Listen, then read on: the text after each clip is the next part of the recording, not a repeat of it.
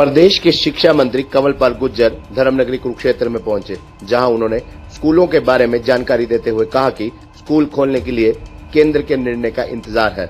वहीं उन्होंने किसान आंदोलन पर बोलते हुए कहा कि किसान विषय से भटक चुके हैं। राजनीतिक पार्टियों को आड़े हाथे लेते हुए उन्होंने कहा कि राजनेता रोटियां सेकने पर लगे हुए हैं।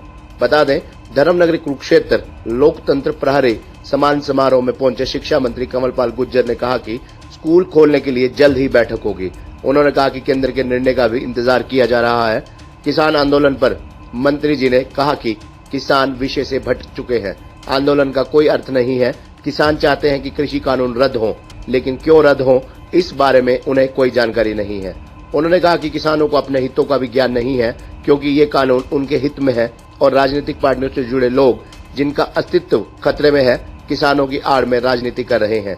लोकतंत्र प्रहरी सम्मान के बारे में उन्होंने बताया कि 25 जून को देश में आपात स्थिति लगी थी। वह इंदिरा गांधी ने लोकतंत्र की हत्या की थी, क्योंकि अदालत ने उनके खिलाफ निर्णय सुनाते हुए उन्हें 6 वर्ष के लिए चुनाव लड़ने से अयोग्य किया था।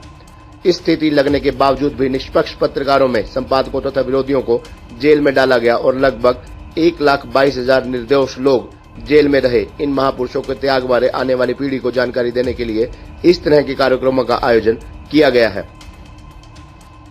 1975 में जिस प्रकार से लोकतंत्र की हत्या करने का काम श्रीमती इंदिरा गांधी ने किया और केवल अपने स्वार्थों के लिए किया। देश में कोई इमरजेंसी जैसी परिस्थितियां नहीं थी, लेकिन कोर्ट ने उनके खिलाफ एक निर्णय दिया और उस निर्णय से बचने के लिए, क्योंकि उनको अयोग्य घोषित कर दिया और 6 साल का प्रतिबंध कर दिया लगाया उनके ऊपर चुनाव लड़ने पर, तो उससे बचने के लिए कि सत्ता उनके हाथ से ना जाए, तो इसलिए उन्होंने देश में इमरजेंसी की घोषणा की।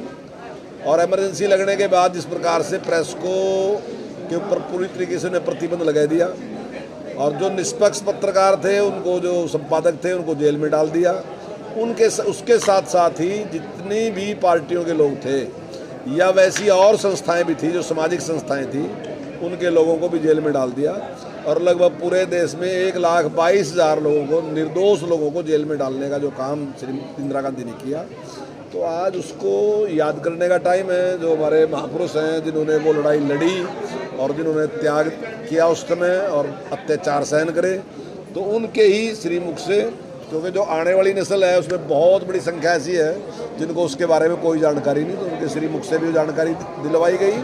और वो जानकारी इसलिए दिलवाई गई कि प्रजातंत्र कोई ऐसी चीज़ नहीं है कि ये कोई प्रसाद मिलेगा किसी से, ये बड़े बलिदानों के बाद मिला। तो आने वाले टाइम में भी कोई इस प्रकार का ना कर सके, तो उसके लिए तैयार रहना और उसके लिए एक विचार रखना कि किस प्रकार से हमारे जो पूर्वज हैं उन्होंने त्याग किया, तो उसके लिए।